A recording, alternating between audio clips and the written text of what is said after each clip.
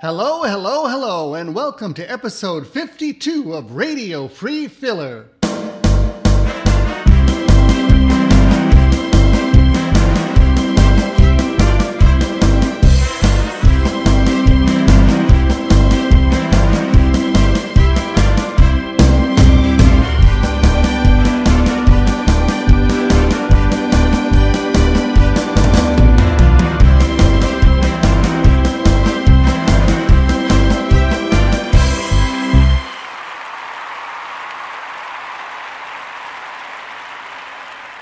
For this show, we're continuing with the fifth installment of the musical play, The Changes Over 20 Years.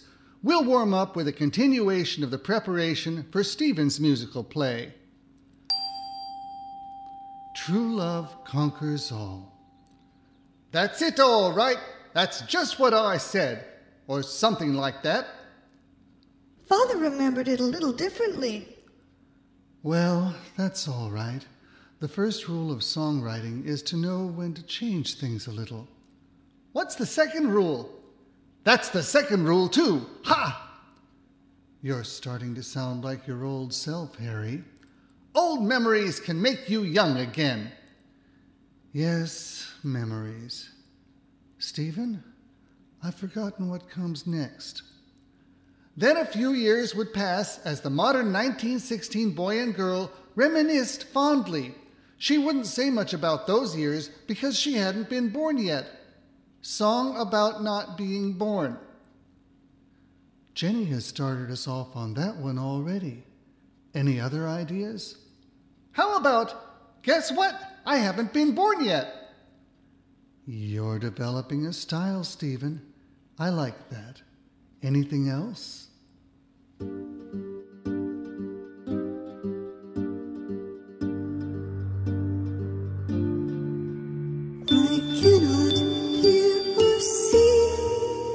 I'm not yet even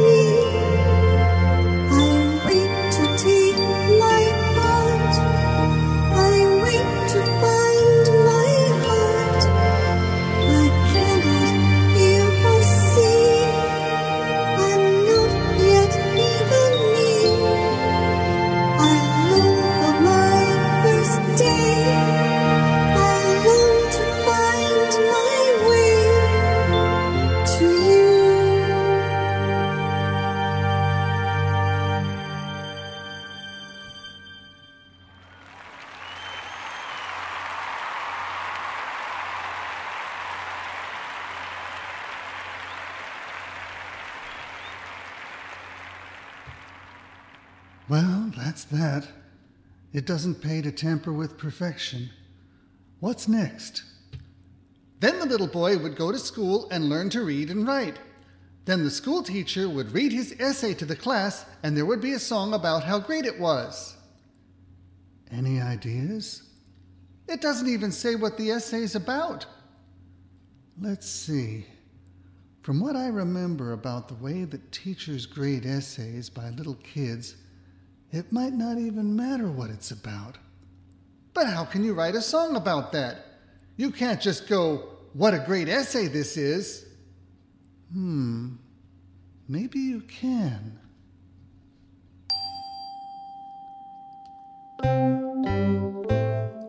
What a great essay this is.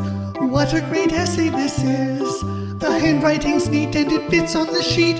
What a great essay this is. What a great essay this is. What a great essay this is. It's the best one I've seen, for the paper is clean. What a great essay this is. All the words are spelled as correctly as can be. The punctuation's all in place as far as I can see. What a great essay this is. What a great essay this is. It's the best one I've seen, for the paper is clean. What a great essay this is.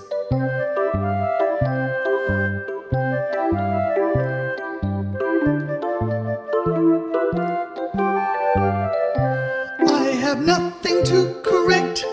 This really makes my day. The only thing I have to do is mark it with an A. Then the whole class can join in. What a great essay this is. What a great essay this is. We're so full of praise we don't care what it says. What a great essay this is. What a great essay this is. What a great essay this is. We're so full of praise we don't care what it says. What a great essay this is. What's next? Then Sheriff Petty would come out and announce the birth of another baby, a girl. Perfect. Sheriff Petty bursts into the classroom to make the announcement just as the essay song is ending. What a finish. Then what? Then there would be a musical snowball fight. The snowballs wouldn't be musical. It would be a kind of ballet, but very tasteful. After school, some bratty kid would be jealous about the essay and throw a snowball at little Stephen, but miss. Then all the other kids would join in, and all their snowballs would miss too. Then Officer Petty would show up with her snowball and knock the jealous kids sprawling. Wouldn't that be kind of violent? No, because all the snowballs would miss except the last one, and the jealous kid would be little Johnny. I'd like to see that. And then the kids would sing, "Justice has prevailed! Justice has prevailed! The brat got just what he deserved! Justice has prevailed!" I don't know. I'm still black and blue from the potato shellacking I got this morning. Justice has prevailed! Justice has prevailed! She hit that brat and knocked him flat! Justice has prevailed! Well, let's move on for now. What's next? Then a few years would pass as the modern 1916 boy and girl reminisced fondly. Go on. Then Sheriff Petty would come out, looking a little bit older and grayer, and announce the birth of a mule. All right, I can't improve on that. Next? Then the little theater would present a one-act play within a play. It would use the same play that I got performed at the county fair.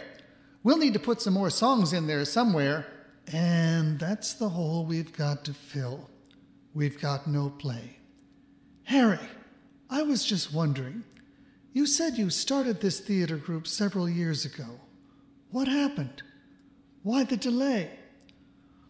Well, you know, things came up. There wasn't a lot of help. I don't know. Anything dramatic we could use in the play? Well, to tell you the truth, I was spending a lot of nights out on the town. Drinking, dancing. Okay, mostly drinking. Things kind of got away from me. There's no one else to blame, really. Don't worry about it, Harry. We can change the story. We'll just bring in the villain. Come pay the rent. How does that work? The villain wants to stop whatever's going on, maybe to take over. Let's say he's rich and decides to buy the mortgage on the inn. Maybe he wants to take over the town. Suppose he's disgraced himself in the city, carousing and stuff. So he takes a look at this tiny town and sees all the people working hard for themselves, and he figures he'll try to get them all working for him instead. But they reject him because they know what he's up to. So he notices this pretty little girl who's the pride and joy of the whole town. Maybe he wants to take her away to punish them. Maybe he falls in love with her. It really doesn't matter.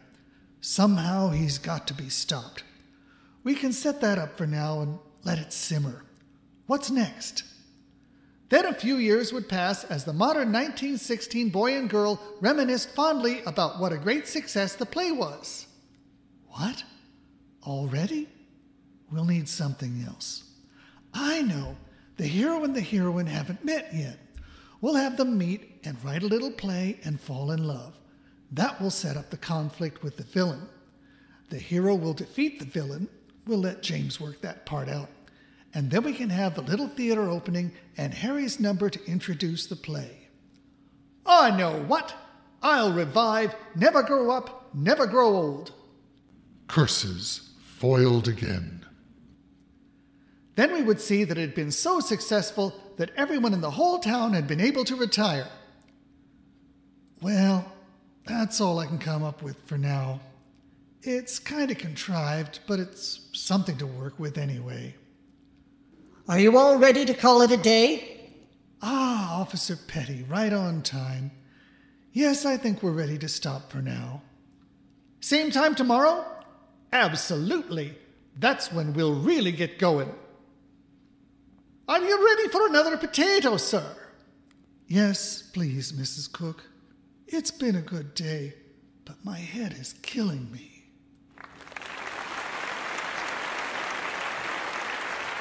Changes over 20 years, Clever Limbo, segment number 2. Well, we're going to put another round of magic lantern type transparencies up on the screen here while some of the actors read them to you. After that, we can break into Act 3. Here's the screen read by James. Dear Cousin Stephen, how quickly the summer is passing. My evenings have just flown by, but here at last is the final finished play, ready as promised for our opening next week. I still hope to attend, but I have some catching up to do at work now that the play is done. I still have to satisfy my boss for a while at least. Glad to hear rehearsals are going so well. James. Now we got a big old poster read by Harry.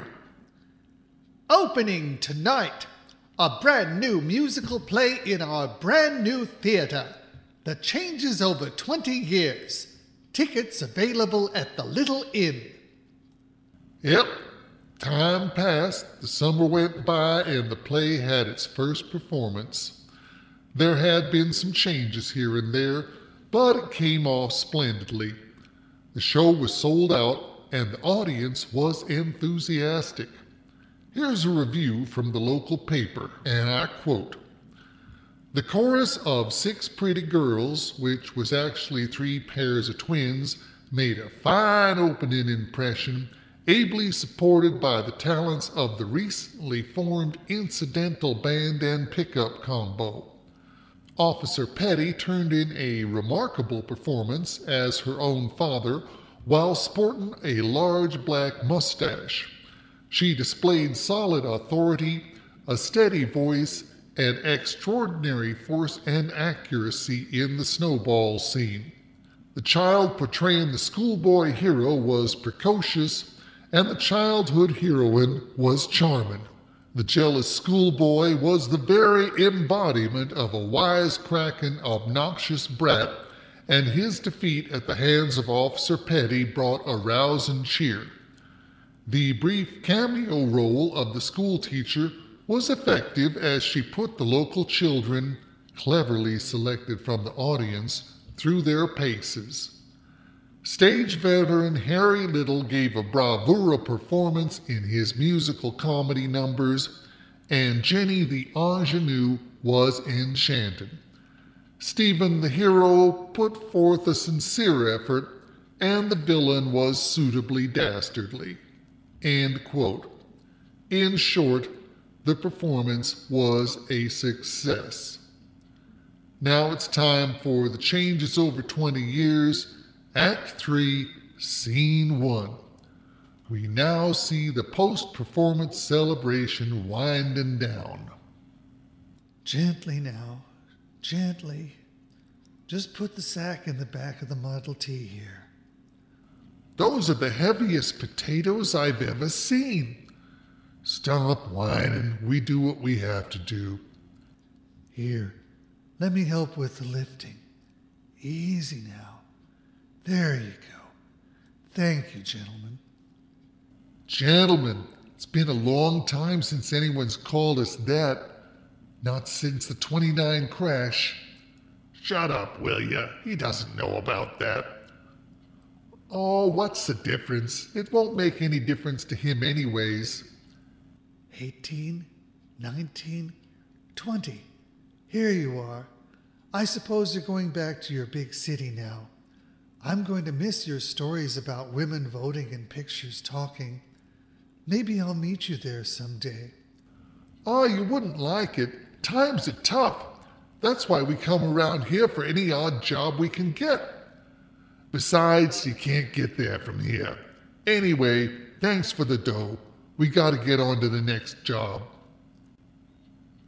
The delivery men exit stage right, and Hannah comes on.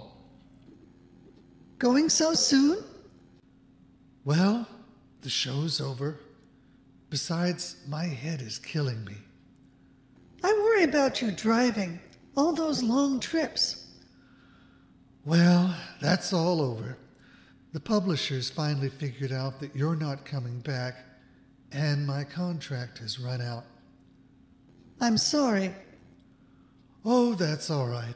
I had a good run while it lasted. Give my regards to husband number 2. I'm going to miss you. Don't I know it? Without me, you'd be back at the pottery wheel. Which is where I wound up anyway. You'll be careful, won't you? Mrs. Cook can help with the driving. Goodbye again. He's gone, is he? What a loony. I can't believe he had me up there singing and all. Well, I'm going back home as well. I already said goodbye to Jenny and her father. It's good to have him back in town. Nice, sensible man. Well, take care of yourself. I've got to get back to my rounds. You were wonderful, my dear, just a vision. Your song was like something from the angels. Oh, and young Stephen makes a handsome leading man as well. Maybe in a few years. Father, could Stephen come by the house tomorrow morning? He has something he's been meaning to ask you. I can't think why not, but for now, let's get you off to sleep. You've had a big day. What an evening! What a smash! Just like the old days. You were great, Harry, and we filled the place up all right. Bound to be good for business. When's the next show? I'm not sure. Stephen and his uncle are going to work out some kind of plan. It turns out that the uncle was the backer. What? He must not have spent much. Hack and Hannah wound up doing most of the renovation. Well, there's a lot more to show business than that. There's costumes, advertising, and somebody had to pay the chorus and the band. Well, they've pretty much cleared out now. I think the only ones left are Stephen and his uncle. I've got to get the uncle his key. It's already taken care of. I gave him the key to Hack's room. What, without a cleanup? No need. Hack never went there. He gave me back his key the first night. It seems he can't sleep these days, so he spent the whole time getting the theater ready. No sleep? He'll kill himself. No wonder he looks so bad. There's nothing we can do. You know what he says. Never interfere with the creative process. Well, at least we can do one thing, and that's go to bed. I'm worn out. Come on, Harry. We've both had a big day. Well, after all the fun and games, it's time for the mood to change. This is supposed to be avant-garde theater, remember? That's no place for a happy ending. Well, my boy, it certainly was a grand night. See, I told you it would be a great success. Well, now, it certainly was a successful first performance, but financially? Well, that's another matter. But we sold all the tickets. The whole town was there. What more is there? Well, there's the cost of costumes, advertising, and I had to pay the chorus and the band. Then, of course, there's the matter of my management fee. Your management fee? I don't remember. It was in the contract. You remember, I printed up the tickets and collected the admissions. That's part of management. I guess you're right. Everyone else was either on the stage or in the audience. So how did we do, financially? Very well indeed. You almost broke even. One more show like this, and you'll start to make a profit. Or the show will, anyway. You'll be working for me, of course. But there are still 2 more days of summer. We'll just put on another performance. Not in this town, my boy. Everyone here has already seen your show. Everyone. You won't be able to fill all the seats again so soon. And even if you could, you wouldn't be able to perform it. The band and the chorus work for me, you know, and they're booked elsewhere for a 2-week engagement. No, the next performance will be in another town, a couple of months from now at least, with a mostly new cast. A new cast? Of course, my boy. You must know that Officer Petty has to stay here to take care of this town, so naturally we'll need to find a replacement for the next town, and Ruth will want to keep Harry performing here at the little theater to help keep up their business. What about Jenny and me? Ah, pretty little Jenny. Don't worry about her. With her singing and her looks, I'll certainly be keeping her around for a long time. And me? Look, Stephen, you're a nice, handsome boy. You can stand on a stage and speak lines and look like a poster. But I can hire any number of lads to do that. Local boys from whatever town we play in. That's part of the appeal of the show, isn't it? Local boy makes good. No, my boy, you'll be working for me at my home office in the city. But I'm the hero in the play. You were only the hero in this version, my boy. I've got James doing rewrites and sequels. You'll be written out and replaced. What? James would never agree to that. He doesn't even know you're involved. He wrote to me that he didn't want you anywhere near his play. Yes, and he certainly was upset when I told him that you had signed a contract with me. That reminds me, he gave me a letter to bring to you. He even included some of his notes for the new version. Here you are. I'm going to bed now. We can discuss your new career tomorrow evening at the inn. You run along now and get a good night's sleep. You'll have time to read James's letter in the morning and spend the day thinking it over. It looks like I'm stuck. Stephen staggers off to stage right, staring hypnotically at the envelope.